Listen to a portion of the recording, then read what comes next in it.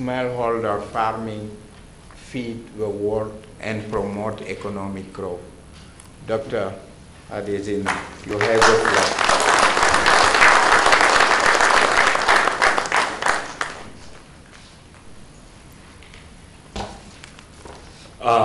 Good morning, everyone. First, let me thank Adama for that wonderful introduction. It is a great delight for me to be here this morning. Nigel Paul, chairman of the ICRISAT board, Willie Dar, my longtime friend, Director General of ICRISAT, Dave Washington, Deputy Director General, and thank you very much for picking me at the airport yesterday.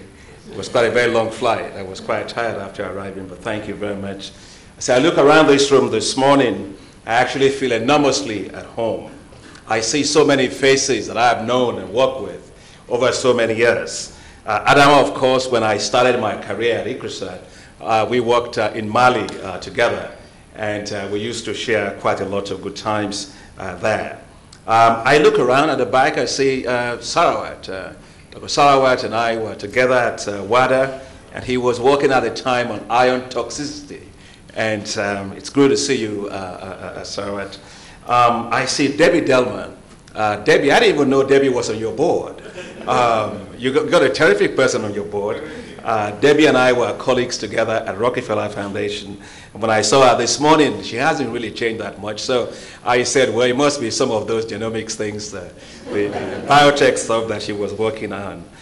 Secondly, SNAP. Seg is here. A lot of time we had together working in Malawi when she was doing fabulous work there, developing agronomic systems to help poor farmers in Malawi. And Cynthia, for some reason, I just know that you all don't change. So I must get some genes from you to help me out. Prem Warriors, good to see you from Rockefeller Foundation. And Majata at the back. I remember, when we were having the war on fertilizers, you talked, Mr. Director General, about microdosing, but there was a time in Africa that, in fact, all donors didn't want to hear anything at all about fertilizers. And I remember at that time we worked with Dr. Norman Borlaug and others, and Majesta played a great role. My sister Florence, I can see you here, and several others. And Robert Bertram and Rod Cook, we worked together for so many years. It's great to be back. It's a great pleasure to me, really, to be in Hyderabad at ICRISAT headquarters to share in the joy of your celebration of the 40th anniversary of this great institute. When a person turns 40, it's a special moment. I remember when I turned 40. At an age at which achievements are celebrated and when new milestones are set for the remaining years. It's a pity that I couldn't be with you for the remainder of this week. So I thought that I'll share all of my thoughts that I will have shared with you in those remaining 2 days with you today. I have to go to New York immediately after this, and so I have a long journey ahead of myself. I want to congratulate the board of directors, the staff of this great institute, those present and those former ones that are here today. Congratulations also to the government of India for hosting one of the best agricultural research institutes in the world. Areas are living on less than $1 a day. That is roughly 95 million people as far as sub-Saharan Africa is concerned. With an estimated 34%, that is 185 million people living less than $1 a day in dryland Asia. Efforts to lift millions out of poverty in these areas must accelerate the use of high-yielding technologies, build the asset base of farmers, and reduce natural resource degradation and vulnerability to shocks. Connecting farmers to markets holds the greatest potential for transforming lives and livelihoods of farmers. A detailed analysis, and I very much enjoyed the analysis, by the way, Willie, that you presented. When I arrived yesterday night, I also read in detail your strategic plan. I think that strategic plan that you have for 2020 is an excellent piece of work. That strategic plan reached exactly the same conclusion. Your decision to focus on inclusive market-oriented development or what you call iMod. I think it's almost like an iPod. For framing all your work is the right way forward. I will not try to go over the challenges and the opportunities in the semi-arid tropics. I think you've done that. You know that very, very well. And your DG has done a fabulous job explaining that to you this morning. Rather, what I will do is to focus on some of the lessons for market development from the perspectives of Nigeria, which can be helpful for you as you implement your strategy. So today, ladies and gentlemen, I would like to speak to you from my perspective, not as a scientist, but now as a policymaker, on how we can make agriculture more productive and generate wealth for smallholder farmers through the development of markets. The Green Revolution that started in India in the 1960s was one of the most transformative endeavors ever attempted. At the time, most commentators had written of Asia. In particular, they had written of India as a basket case. The challenges of rising population and the predicted looming Malthusian scenario created a picture of enduring misery, hunger, and poverty. What they did not take into consideration was the power of agricultural technology to raise productivity. The introduction of short-statured wheat varieties transformed the entire Indian Punjab. The lesson was very clear. When appropriate technologies are combined with the right policy incentives, it is possible to transform the lives of millions of people, especially smallholder farmers. Today, India is a major exporter of food, and India is a pride to the world. As Minister of Agriculture in Nigeria, I face a different challenge today. That challenge is one of turning around a country that was once food self-sufficient and a major exporter of agricultural products, which later found itself as one of the largest food importers in the world. With 84 million hectares of arable land, of which only 40% is utilized. In fact, I don't think more than 10% of it is actually utilized optimally. With abundant water resources and a highly skilled population, low wage labor, and diverse and rich agroecological zones, there is absolutely no reason at all for Nigeria to be not to be a major food production powerhouse. Dr. Norman Borlaug, who was a great mentor for me and also for, I'm sure, all of us here, once said, you simply cannot eat potential. To unlock the power of agriculture, it is critically important to make a fundamental shift in how we see the sector. Agriculture should not be a development program.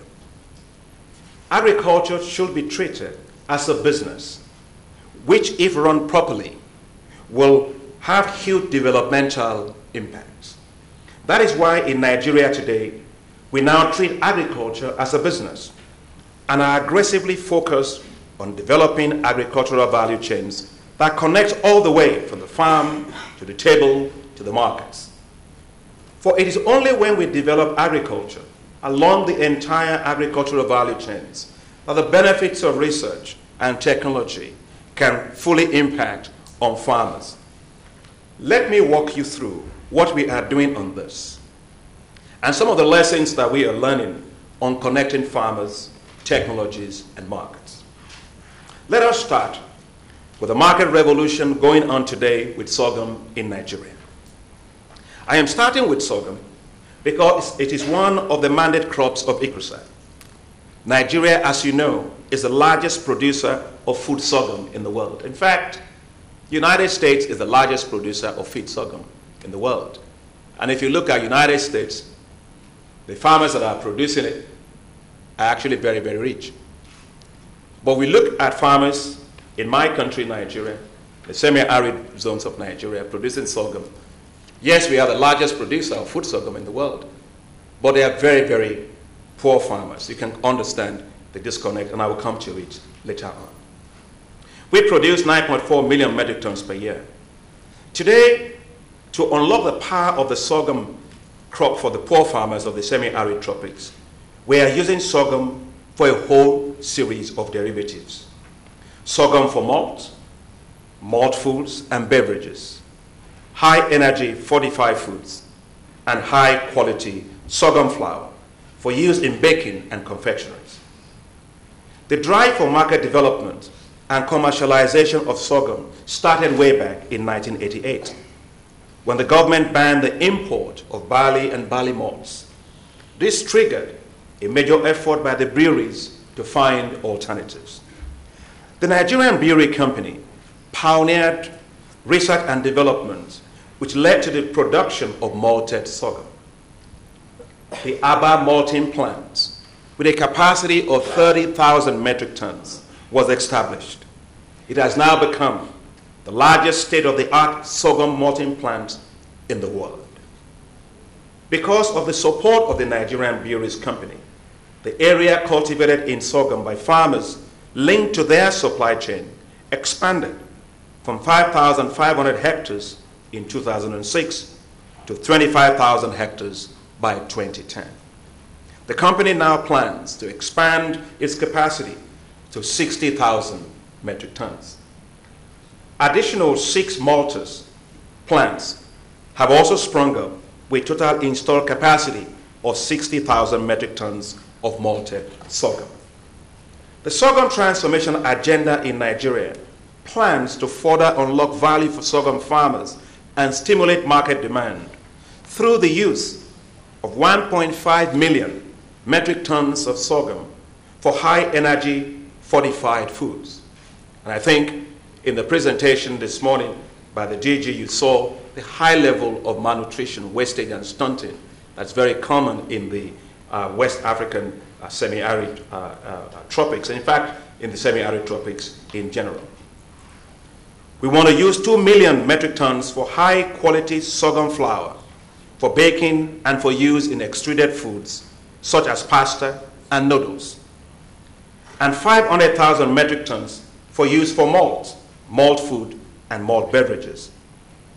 The development of these value chains will lead to expanded demand for high-yielding sorghum technologies.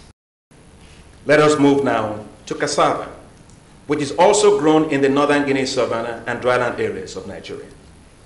Nigeria is the largest producer of cassava in the world, with a total production of 40 million metric tons annually. In fact, if you take a look at it, Thailand produces only 10% of cassava globally. But Thailand also adds 80% of the global value to cassava. But Nigeria, which is the largest producer of cassava in the world, actually accounts for 0% in terms of global value added to cassava. So for a long time, this crop has remained a subsistence crop. I personally believe that as the largest producer in the world of cassava, Nigeria must become the largest processor of cassava also in the world. A cassava revolution has already started in Nigeria, with a sharp focus on creating new products from cassava that will drive accelerated uptake of new agricultural technologies. We started with the substitution of cassava flour for some of the wheat flour that we currently import. In the past 1 year, we have produced composite cassava flour and wheat flour bread that has been commercialized by the private sector at 20% replacement of wheat flour with cassava flour.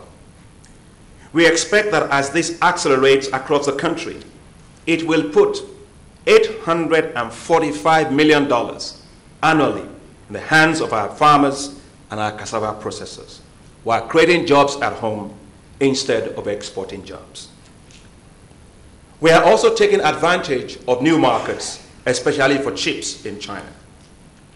This year, Nigeria started exporting cassava chips to China.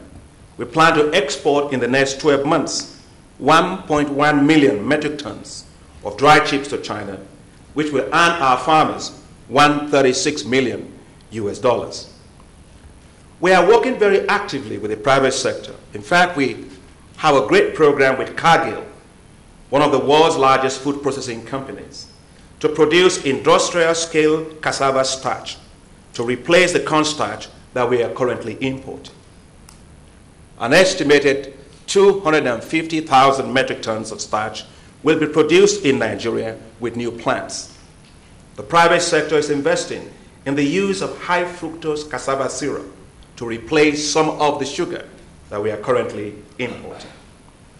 Ladies and gentlemen, in each of these areas, the role of the government has been to provide incentives for the private sector to add value, to locally produce crops, and to unlock market opportunities for farmers across the entire value chains. As market development accelerates across the cassava value chain, we have already seen a rapid increase in demand for high-yielding cassava varieties among our farmers. This year alone, we have so far distributed 8 million cassava stems to farmers. And as our farmers take advantage of the expanded market opportunities, we expect to reach 30 million stems by the end of the year. Now, when I was coming into the Institute yesterday, I saw a big signpost, and I was reminded by Dave of how many centers are actually present here at ICRISAT. And I noticed that the International Institute for Rice, IRRI, is also present here. So you allow me to dwell a little bit also on rice so you can feel a little bit at home. Nigeria is the largest importer of rice today in the world. We spend $2 billion a year importing 2.1 million metric tons of rice. But Nigeria has huge potential to produce rice, a vast amount of lowlands, irrigated perimeters, and diverse rice growing environments. The government set a new policy in 2011 to make Nigeria self-sufficient in rice by 2015. We launched an aggressive plan to address key challenges in the rice sector, including expanding access of farmers to high-yielding varieties, fertilizers, and irrigation. To encourage domestic rice production, government put in place new tariff regimes to protect domestic producers from the negative impacts of dumping of rice on the domestic market. The response has been remarkable. In the past 1 year alone, 13 new large-scale rice mills with a total capacity of 240,000 metric tons have been installed, not by government, but by the private sector. Consumer demand for rice is rising fast in Nigeria. I mean for local rice. Those of you that have visited Nigeria and you've tried to eat local rice in the past, you will notice that there's often a problem that you face, which is that a lot of the rice is it's broken, it's colored, you get a lot of smell, and you may eat it and then have to go to the dentist because you have a lot of stones in them. But all of that has changed rapidly. Today, if you go to supermarkets in Nigeria, it used to be that you will have a lot of imported rice there. The things you find right in front are the local rice produced by all these new rice mills. It's creating huge amount of jobs, and we are very, very proud of them. We have secured low-rate interest financing to allow the private sector to further unlock the potential of our markets for farmers in rice. Today, we are acquiring 100 large-scale integrated rice mills. Those mills will allow Nigeria to mill 2.1 million metric tons of rice. Of course, you can ask me, who is importing this? What's the role of government in this? I personally do not believe that private sector left alone will make things happen. We've heard that many times before. The role of government is to support the private sector, and that's what we did with respect to rice. In fact, I went over to China, had a lot of discussions with the China Exim Bank. We were able to get long-term concessionary financing at 2% interest rate for 20 years and 7-year moratorium to allow us to import these 100 large-scale integrated rice mills at the cost of roughly $800 million. Now, think about what that does for us as our own economy. It means that for the first time in our history as a country, we will have in place the full milling capacity to mill all the rice that we currently import. Now, why did I do this? Before I became minister, the government set aside a sum of 10.4 billion naira for the private sector to put up the rice mills. Of course, the private sector was busy making money importing rice. And so obviously had no interest in doing that. You know, if you have a cat and you have milk, you don't ask the cat to take care of the milk. The job of the cat is to drink the milk. So the private sector did absolutely nothing. And unless we fix that milling capacity, Nigeria will continue to depend on rice imports continually into the future. In fact, our estimate shows that if we continue at this rate, by the year 2050, Nigeria will be spending $150 billion US importing rice alone. These experiences have already dramatically raised the demand for Nerika varieties in Nigeria. This dry season, just this year, dry season alone that's left, we will plant an additional 100,000 hectares under the Nerika varieties. These experiences offer some important lessons as we think about the work of ICRISA. First is, to move farmers out of subsistence farming and raise their incomes, we must rapidly expand market opportunities in the semi-arid tropics. We must move beyond encouraging production to processing and value addition for the commodities. We must move from the farm to the table. The private sector should be supported and facilitated to process and add value to the staple crops to expand markets and income opportunities for farmers. And there must be a clear role for government to stimulate private sector investments. As left alone, the private sector will not be able to make the critical level of investments or invest in the areas of highest developmental impact.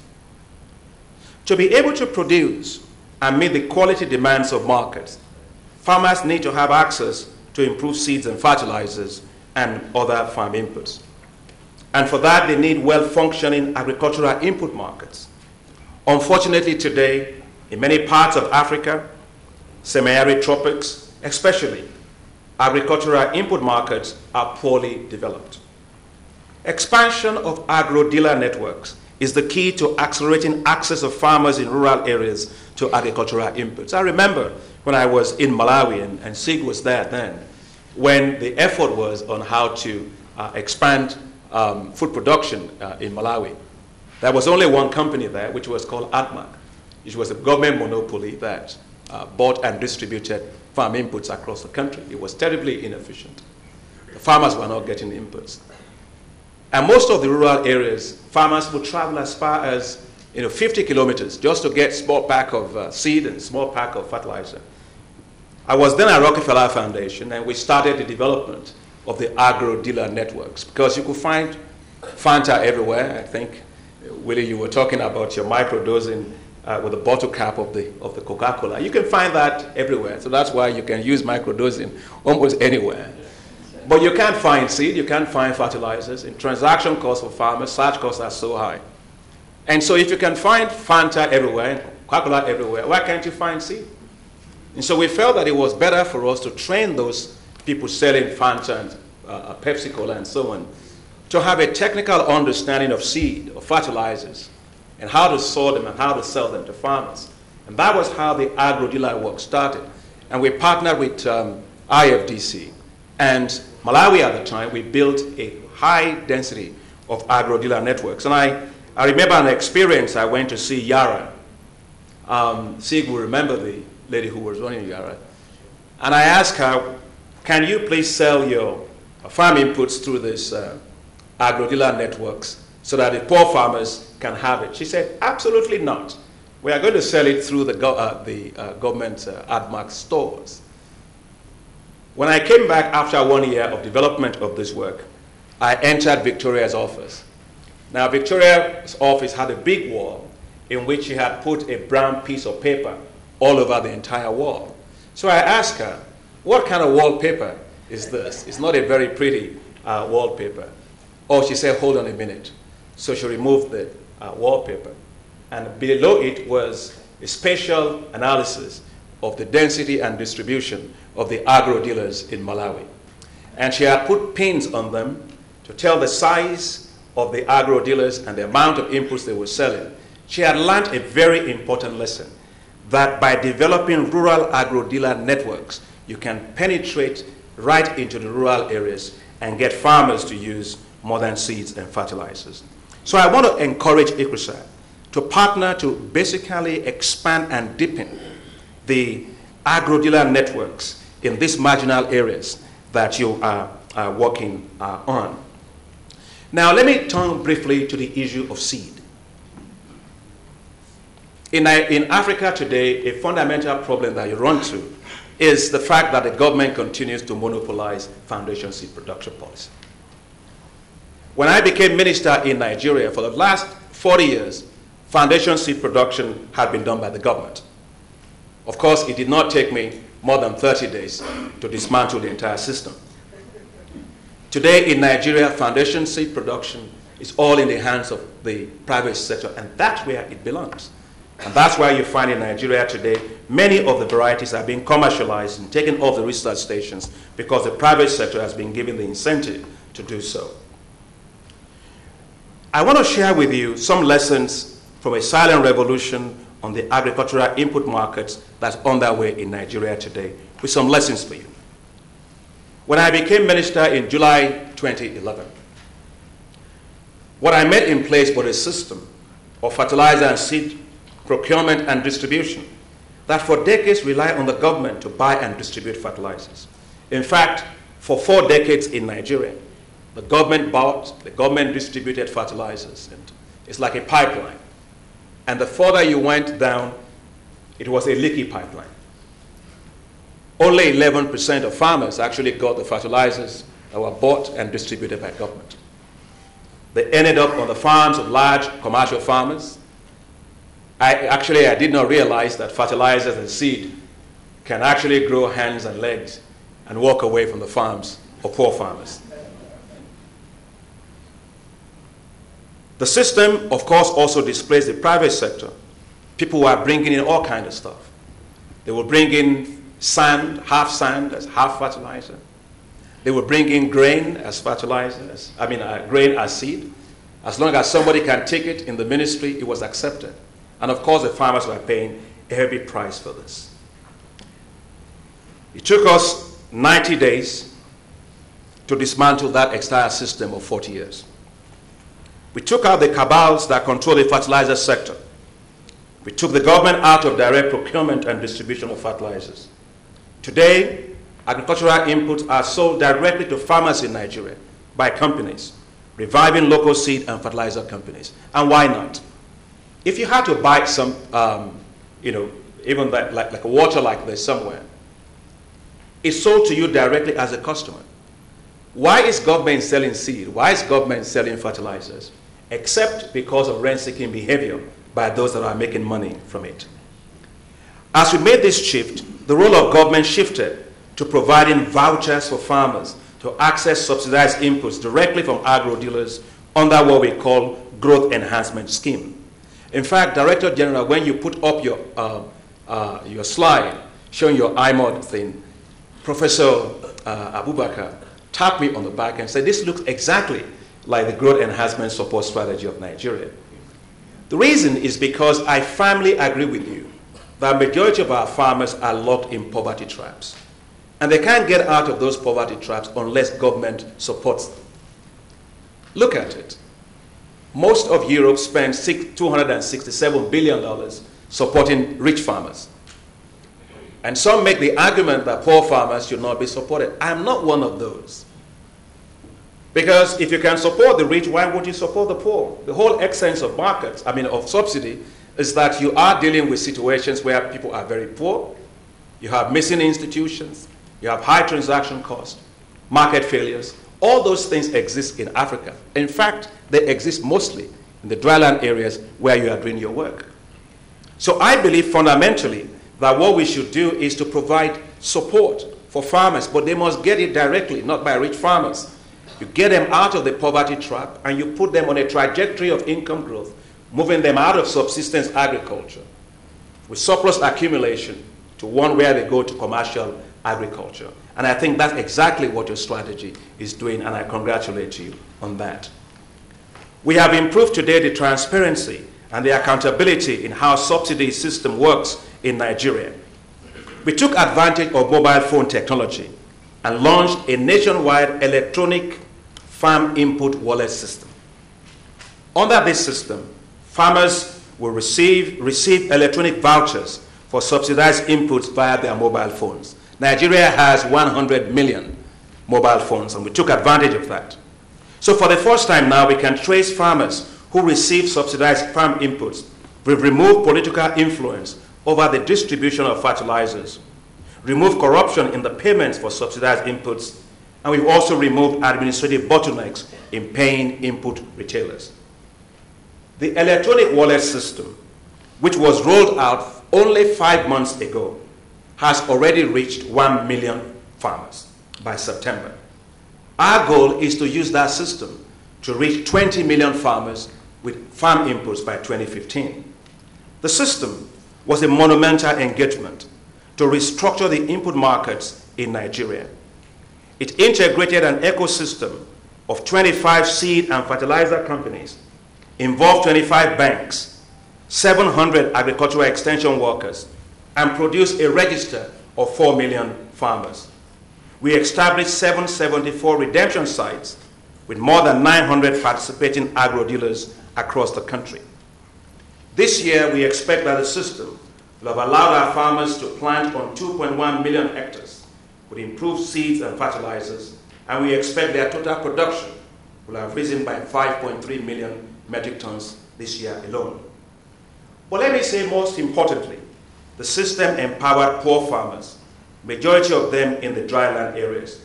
One of such farmers is Abdullahi Kuregi. Abdullahi Kuregi had this to say about the system. The GES, or which is the electronic wallet system, is a clear process. There's no corruption in it.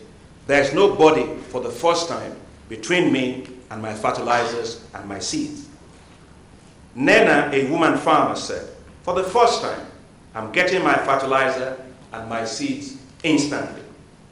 To expand the number of farmers under this system, government will use public-private partnerships next year to expand, to distribute 10 million mobile phones to farmers, and 5 million of those farmers are going to be women farmers. Let me turn to a major challenge that faces farmers in the semi-arid areas in particular, and that is access to affordable finance. Across Africa today, less than 2% of commercial bank lending goes to agriculture, the sector which accounts for the highest level of employment and highest level of contribution to the GDP. The reasons for not lending to the sector include high passive risks, poorly organized agricultural value chains, demands for collaterals that are either impossible or impractical for farmers or small-scale businesses to meet. To reduce this risk of lending requires innovative financing instruments to reduce the risk of lending by banks, and indeed to build the capacity to assess the risk in agriculture. Let me share with you some of the things that we did when I was in Agra. When I was in Agra, we put together innovative risk-sharing instruments to support banks that are lending to agriculture. In Kenya, in Tanzania, in Uganda, in Mozambique, the system worked. We were able to leverage $150 million in commitment by banks to farmers. In Nigeria, we set up a new system, which is called NISA, Nigeria Insurance Risk Sharing Facility, to reduce the risk of exposure to banks to farmers. Our banks in the country have committed to lend $3 billion to the sector. Already this year, our banks lent $20 million to seed companies. For those seed companies, that was the first time ever that they were getting access to finance. Equally critical are institutions that will improve the condition of agricultural markets and reduce the risk and price volatility faced by farmers. The structural adjustment policies of the World Bank in the 1980s led to the dismantling of marketing institutions that used to help to coordinate markets and stabilize prices for our farmers. Today in Nigeria, not a single agricultural commodity in the country has any marketing institution to coordinate it. As a result, the markets are poorly organized, transaction costs are very high, prices are highly volatile, and most farmers are unable to benefit from markets. To deal with this, we are establishing what we call commodity market and trade corporations. Now, these commodity corporations are not the same as the old marketing board, but they will perform exactly the same functions, except this time they will be run by the private sector and not by the government. But even as we do this, the greatest challenge facing farmers, especially those in semi-arid areas, is that of climate change. Increased frequency and intensity of drought and floods have increased the uncertainty facing these farmers. Urgent measures are needed to expand their access to weather index insurance, drought and flood tolerant crops, small-scale water harvesting, early warning systems, and disaster payments to protect their assets. Therefore, I believe, ladies and gentlemen, that our focus must also shift to improving water use efficiency. We must focus on getting more grain per drop of water. As I looked at your strategy, one area that I found that you had not looked at, which I wanted to encourage you with today, had to do with the youth. We must address the rising youth unemployment in the urban and rural areas and get more of our youth into agriculture. Take the case of my country, Nigeria. In 1991 to 2000, approximately 15 million youths entered the Nigerian labor force.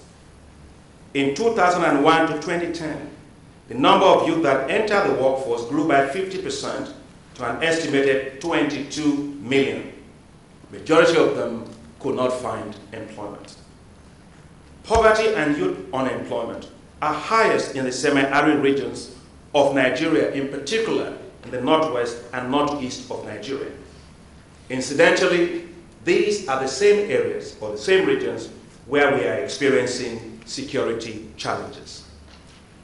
Unless we take drastic actions, the repercussions on the society and national security will reach an unprecedented height.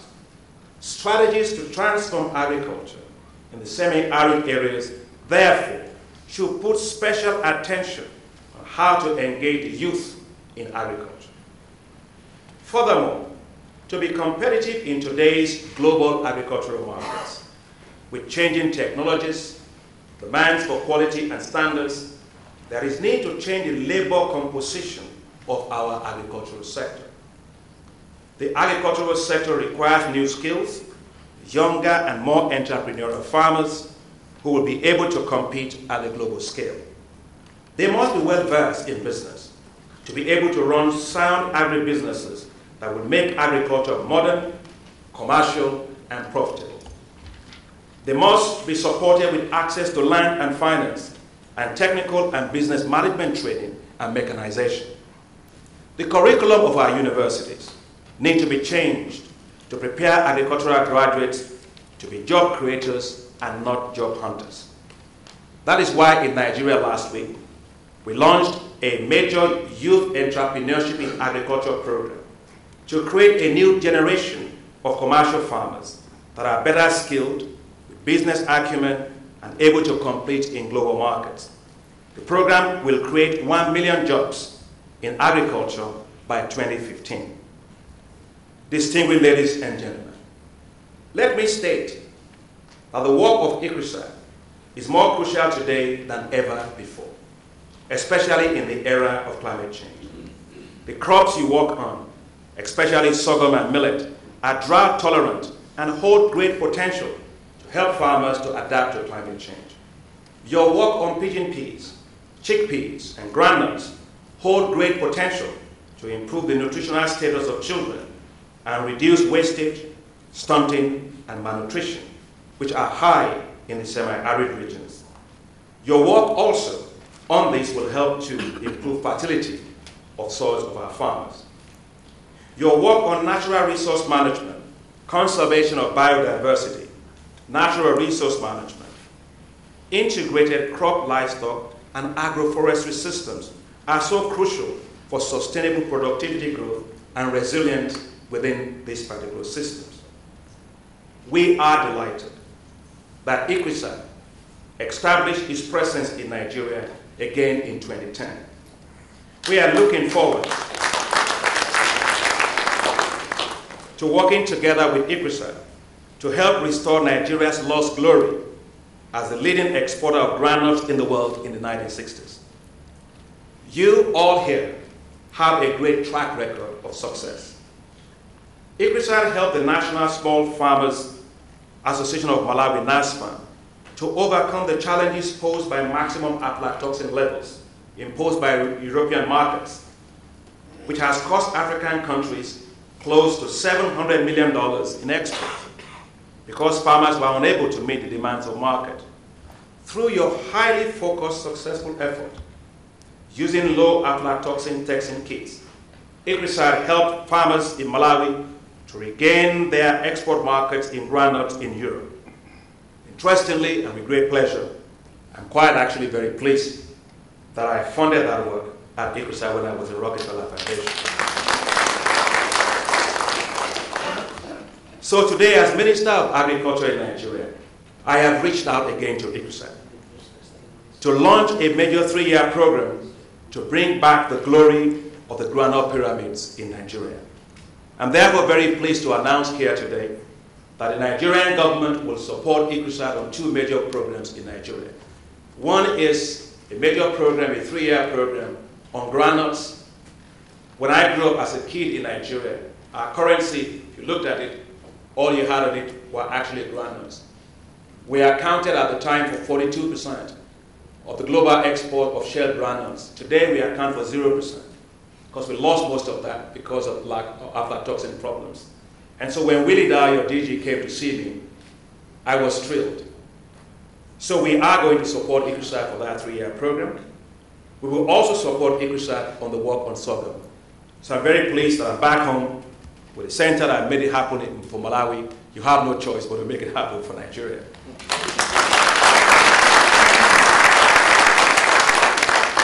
Let me congratulate you, Dr. Da, the Director General, the Board Chairman, and all of you great scientists that are here for your relentless passion in helping the poor farmers in semi-arid tropics.